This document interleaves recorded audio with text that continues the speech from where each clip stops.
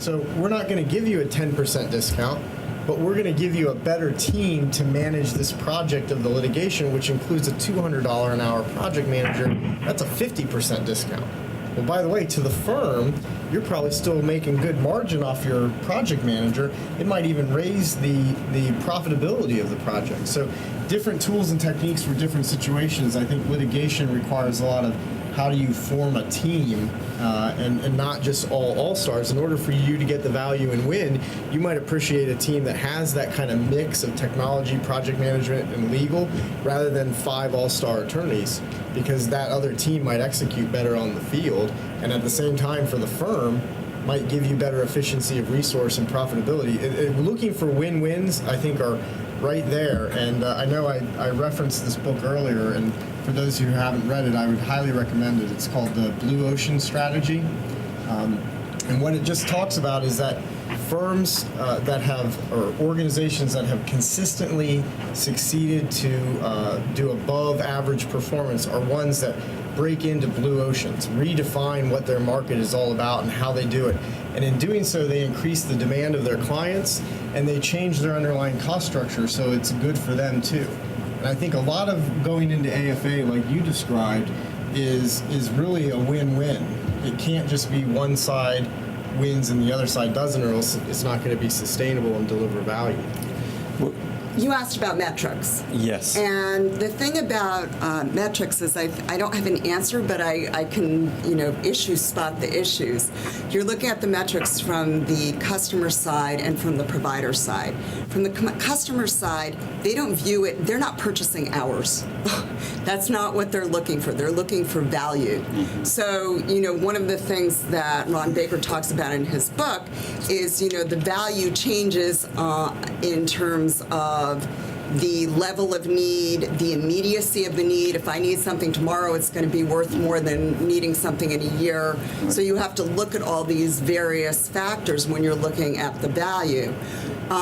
Jay Shepard, who also has a firm as one of at the forefront of this, says the minute he started doing value billing, he stopped counting hours. No one keeps time in his firm. I don't keep time anymore. Neither does example. And looking at it in terms of time is difficult. And the other thing that I was going to say is you're going to make money on some things that you do, and you're going to lose money on some of the things you do, just like every other business in the world.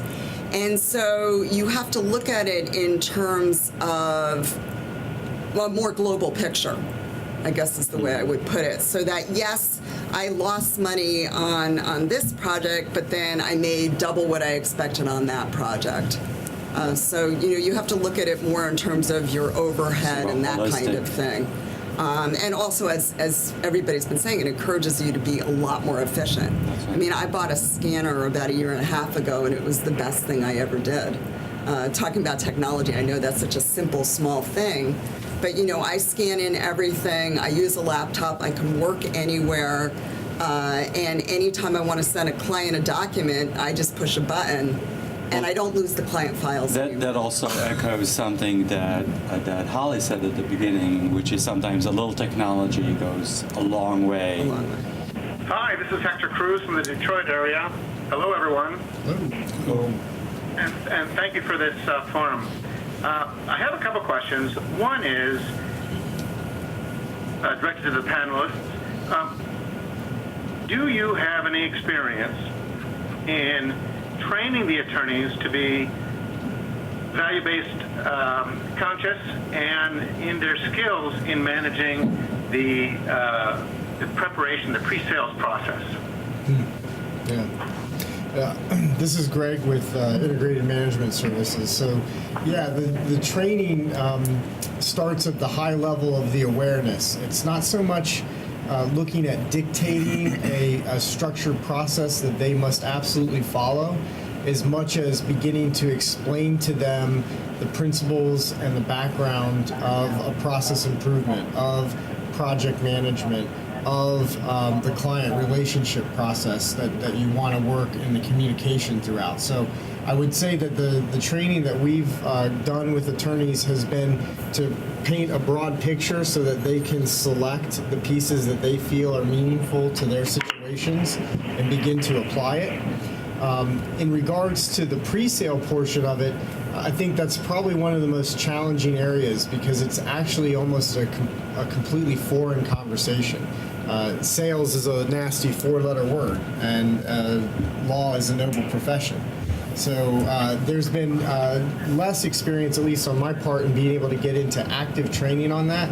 More that we've tried to kind of train the trainer on developing some type of process that they need to go explain to their attorneys, hey, before you can start run off and do this work, you're going to have to at least make sure that you've got this level of scope given to somebody internally to approve. So it's probably an interesting and untapped area to think about how to start to train the sales process for legal and for attorneys, and I've not heard a lot out there yet on that topic. Thank you. And has the AFA experience helped to guide your marketing efforts? Does anybody have experience in actually start shaping what kind of clients they want to go after since they're accumulating a certain knowledge base?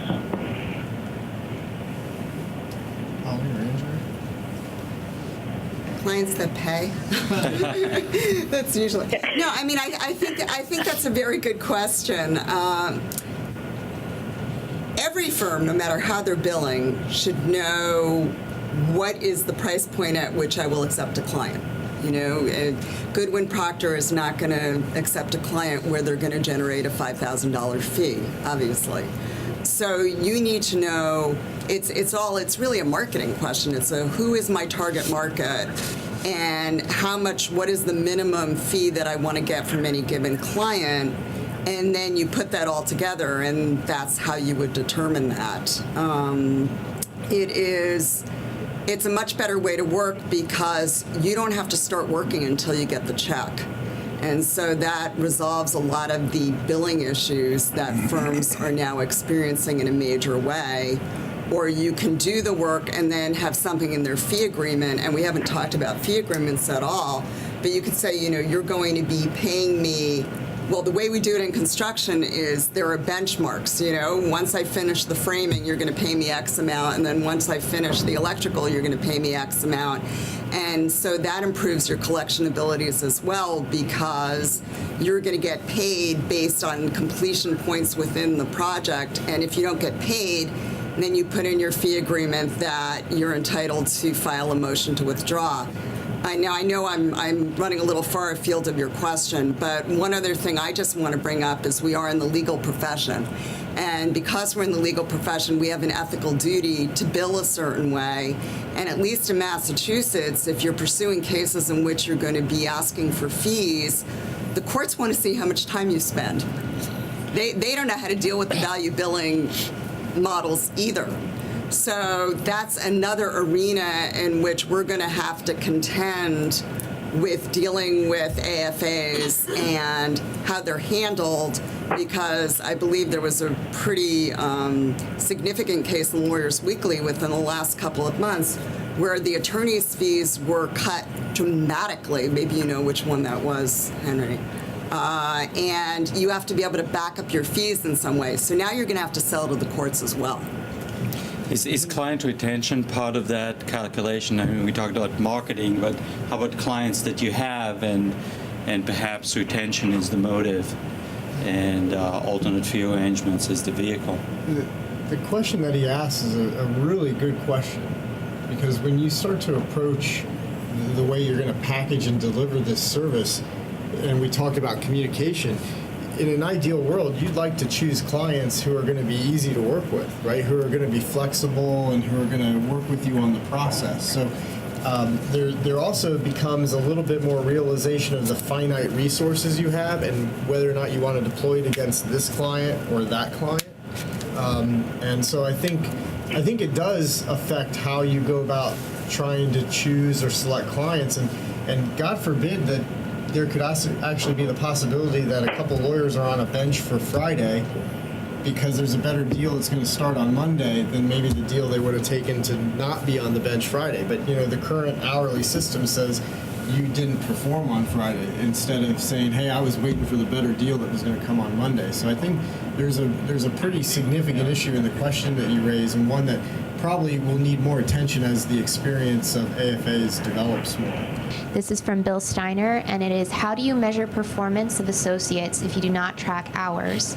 And how would you know whether the associate is working hard or sleeping at his or her desk? Always a concern. Well, I would say one way you can tell is by how many complaints you get from clients and how timely things get done. But, I mean, I think generally speaking, you can tell how hard associates are working without looking at their billable hours based upon how productive they are. I mean, every other industry in the world somehow manages to evaluate their employees without the billable hour. I had an associate at one point, and I had a really interesting problem that I hadn't anticipated, which was she billed twice as many hours for everything she did as I did. And so I asked her to cover a hearing for me, and she spent 11 hours preparing for the hearing. All of a sudden, I was cutting her bills right and left. I never cut bills, ever. And she cost me a lot of money. So I would argue that just because you can take longer to do something doesn't mean you're better at it. And that speaks to the efficiency also. Yeah, so I think trying to put that into some type of metric is being able to look at what the work product is that you're expecting the associate to produce. Are they producing one a week? Are they producing one a day? What is the feedback from the client per working with the associate? Customer satisfaction. I think the associate should recognize that they're not only serving an external client, but an internal client. Whatever partner has staffed them on a project, that partner is going to have some view into is that associate working or not.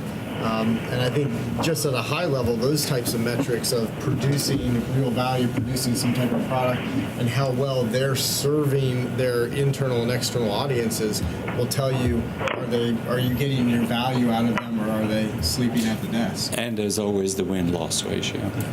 But I think somebody talked about the internal aspect of this, and I've seen that as being one of the most difficult things, because the front end with the client can be the leading indicator, but have you necessarily completely gotten the ship on the back end ready for it? And I don't know if you really can. You might be able to come inside out or outside in, but to do both at the exact same time is probably very difficult. So to some degree, that awareness training is important, because you're asking people to kind of buy into the intention of what you're going to do and recognize that you're going to have some bumps along the way, and not everybody should cry foul that it doesn't work, and that maybe the associate's hours have dropped, but there's going to be a partner who's going to step in and say, listen, I understand that you were on a lot of these projects, so I'm not going to ding you this year.